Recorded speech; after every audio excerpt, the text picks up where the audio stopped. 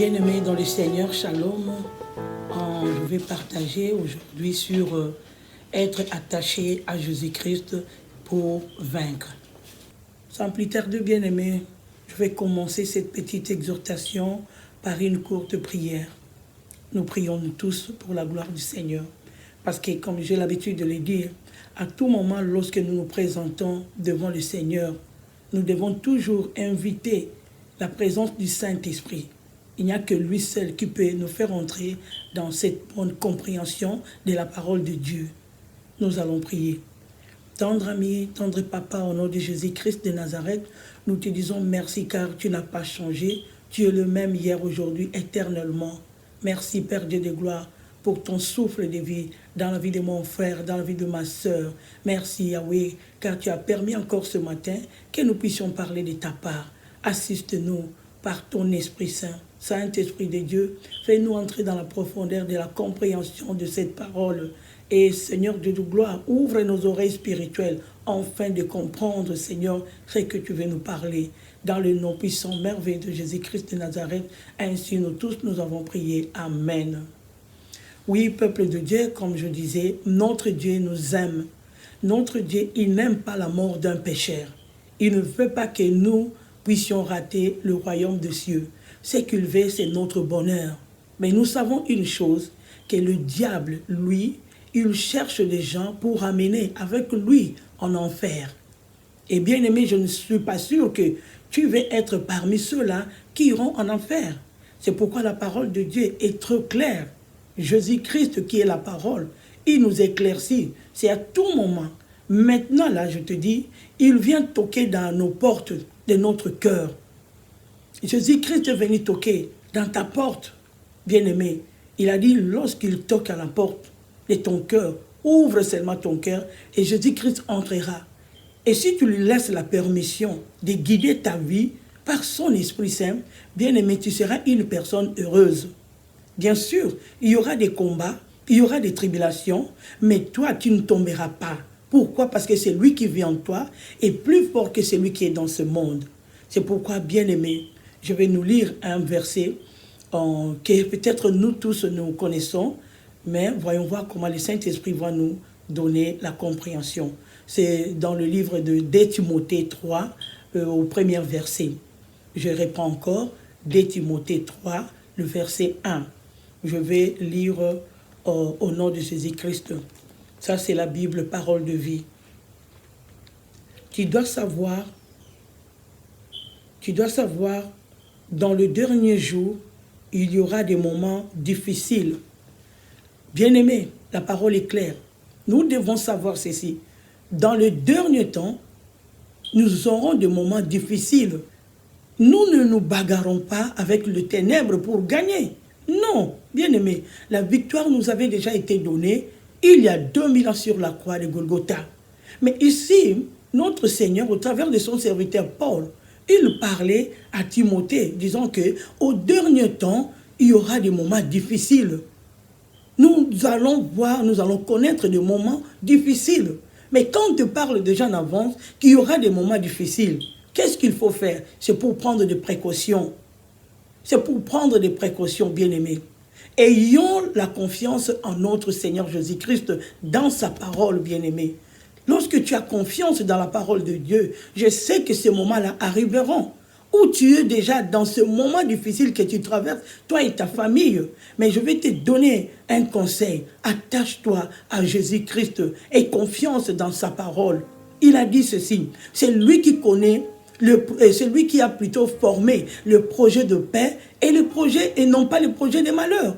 Enfin que toi et moi, nous ayons un avenir plein d'espérance. Bien-aimés, notre Dieu, sur la croix, il avait tout condamné.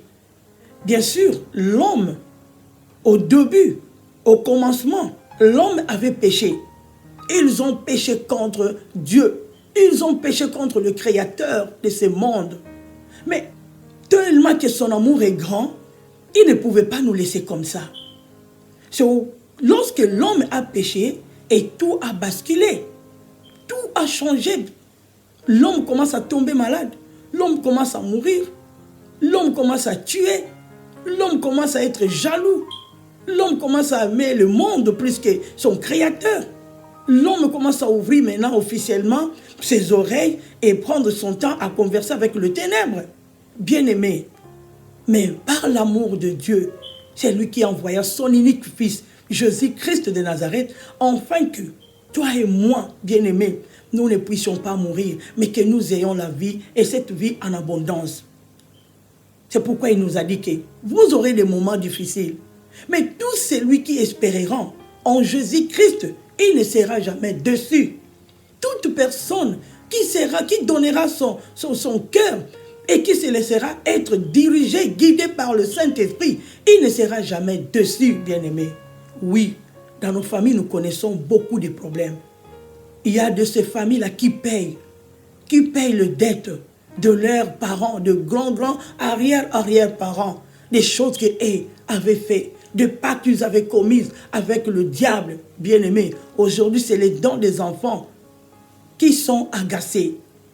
Or, la parole de Dieu nous dit, l'âme du Père et l'âme du Fils lui appartient. L'âme du Père et l'âme du Fils lui appartient.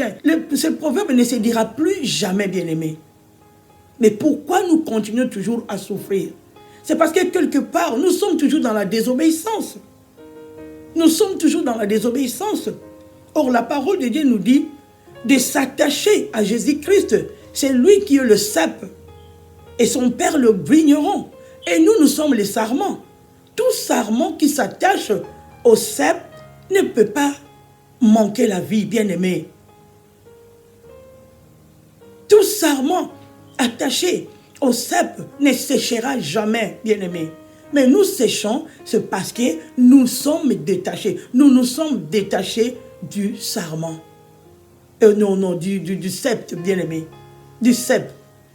Nous nous sommes détachés du cep. Or, quand tu es détaché de l'arbre, pratiquement, la branche va sécher. Il n'y aura plus la sève qui va commencer à circuler. Parce qu'il y a la sève dans l'arbre qui circule dans toutes les branches. Mais lorsque nous sommes détachés de cet arbre-là, bien aimé, qu'est-ce que nous attendons encore? C'est la sécheresse. Et quand il y a la sécheresse, bien aimé, dis-toi, qu'est-ce qu'il y aura après? Il y aura des ceux-là, de personnes qui préparent avec le charbon. Ils peuvent utiliser cela en préparant leur nourriture. Ou bien, ça sera jeté. Et c'est pourquoi, bien-aimé, notre Seigneur nous a parlé. Il a dit ceci, l'apôtre Paul qui a parlé à Timothée. Tu dois savoir, je sais que tu es dans une église, tu diriges l'église, mais tu dois savoir que tout le monde qui viendront dans cette église-là, tout le monde n'auront pas de la même compréhension. Ils n'auront pas la même compréhension, bien-aimés. Aujourd'hui, je ne descends pas en bas. Je me limite d'abord là, dans le verset 1. Le premier verset qui nous dit que nous devons savoir que dans le dernier temps, il y aura des moments difficiles. Quand on dit des moments difficiles, attendons-nous à de situations que toi et moi, nous n'aimerions pas être. Attendons-nous dans des situations qui ne nous feront pas la joie. Il y aura peut-être des situations qui nous feront pleurer. Tu regardes dans ta maison, tu regardes tes enfants, rien ne va, bien-aimé. Tu regardes la vie de ton mari, de ta femme, rien ne va, bien-aimé. Et tout ce que tu fais ne réussit pas, bien-aimé. N'aille pas chercher ailleurs. Viens à Jésus-Christ. Et si tu es parmi ceux-là qui n'ont pas encore accepté Jésus-Christ dans leur vie comme Seigneur et Sauveur, bien-aimé, je t'invite à donner ta vie à Jésus-Christ de Nazareth. Oui, bien-aimé, Jésus-Christ t'aime. Il ne veut pas que tu périsses. Jésus-Christ a besoin de toi. Donne ta vie aujourd'hui. Accepte Jésus dans ta vie comme Seigneur et Sauveur. Tu seras sauvé. Pour qu'au moment difficile, le Saint-Esprit sera en toi. Il va t'orienter, il va te guider, il va t'assister parce que la parole nous dit, le Saint-Esprit est le guide, il est le consolateur. C'est lui qui nous parle de la part de Jésus-Christ. Vraiment, je bénis le Seigneur encore pour cette petite exhortation. Fortifie-toi, mon frère, ma soeur. Fortifions-nous nous tous ensemble dans la parole de Dieu et nous serons protégés. Que notre Seigneur Jésus-Christ soit glorifié. Oui, Papa, nous te bénissons, nous te disons merci, car tu es le divin roi. toi qui as permis à ce que nous écoutions ce message. Protège-nous, Seigneur. Ô Seigneur Dieu des armées, merci parce que tu nous as parlé déjà. Et ce sont des histoires qui étaient déjà commencées bien avant, Seigneur Dieu des armées. Aujourd'hui, tu nous fais que rappeler cela. On nous a beaucoup prêché là-dessus. Beaucoup de fois, nous sommes restés dans la distraction. Saint-Esprit de Dieu, réveille notre mémoire. Rappelle-nous de tout ce que le serviteur de Dieu nous ont parlé, Seigneur Dieu des armées, de ta part, Jésus. Aide-nous, Seigneur, à marcher, Seigneur, en conformité de ta parole, pour que nous soyons sauvés, nous et nos familles. Je te bénis au nom de Jésus-Christ de Nazareth. Ainsi, nous avons tous prié. Amen. Bien-aimés, que notre Seigneur soit glorifié. Abonnez-vous encore une fois, j'insiste, abonnez-vous et partagez ce message si ça vous est profité. Si ce message vous est béni, je demanderai que vous puissiez partager à tout le monde, à tous vos contacts. Bénissez l'œuvre du Seigneur au nom de Jésus-Christ. Que le Seigneur nous bénisse. Retrouvons-nous prochainement. Amen.